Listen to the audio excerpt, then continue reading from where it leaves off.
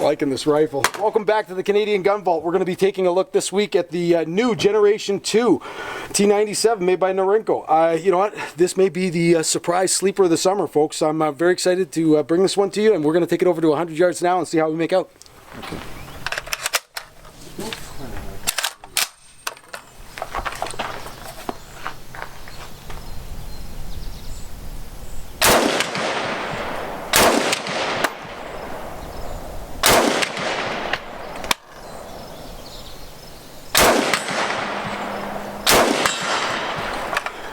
So far, I'm really liking this gun. It's definitely going to be an improvement over the original design. I think people will be very happy with what they get with this gun. I'll go after that small one. Yeah. Yeah. She definitely hits it. You know what? I fired the original generation ones, and I find this to be aesthetically a much better looking rifle.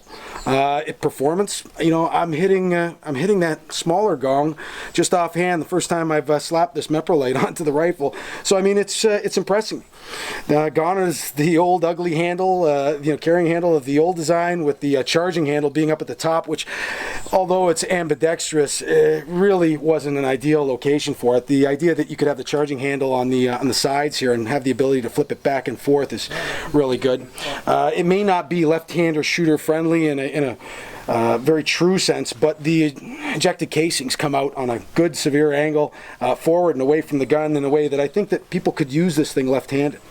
So I mean, the idea that you cut key mod cuts in this upper flat top style receiver, which is something that people had been asking for. I understand that there are some aftermarket companies that have been putting forward those kind of designs for people to upgrade the original rifle. I think people are going to be really happy with the idea that it comes standard from the factory with that already in place. The cuts inside the feed ramp are definitely an added bonus. I understand that people were taking the original design and making sort of amendments to the feed ramp on these rifles to stop it from double feeding occasionally, which is something of a problem with the original design, I'm told. But in terms of reliability, I'm pretty happy with it.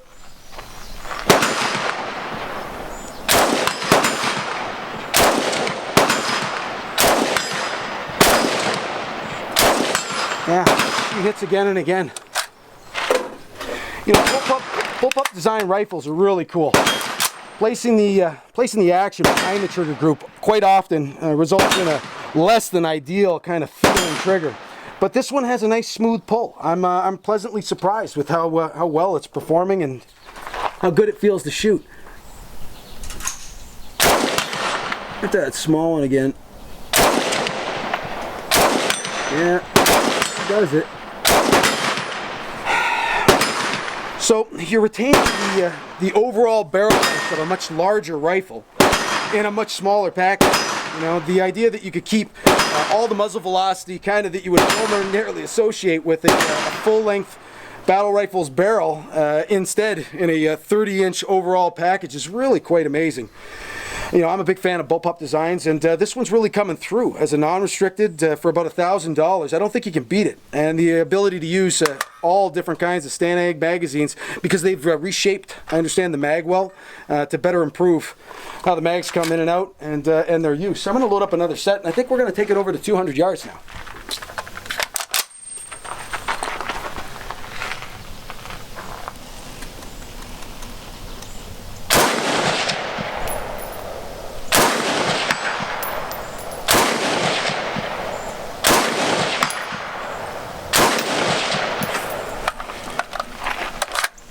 You know, the overall experience that is this rifle is pretty cool.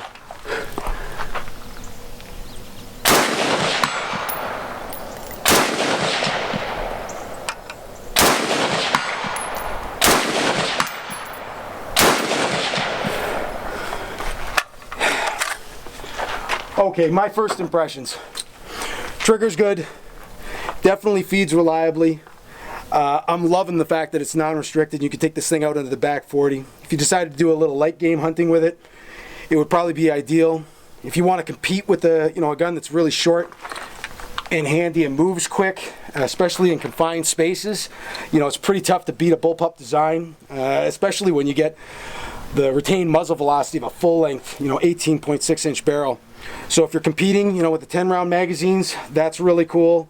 Overall, right, definitely something that I would be interested in buying, and coming in at around $1,000, I believe. You know what?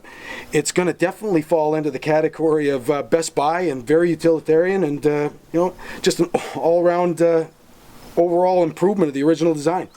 I'm really liking it. Definitely want to thank all our supporters, right, for continuing to watch.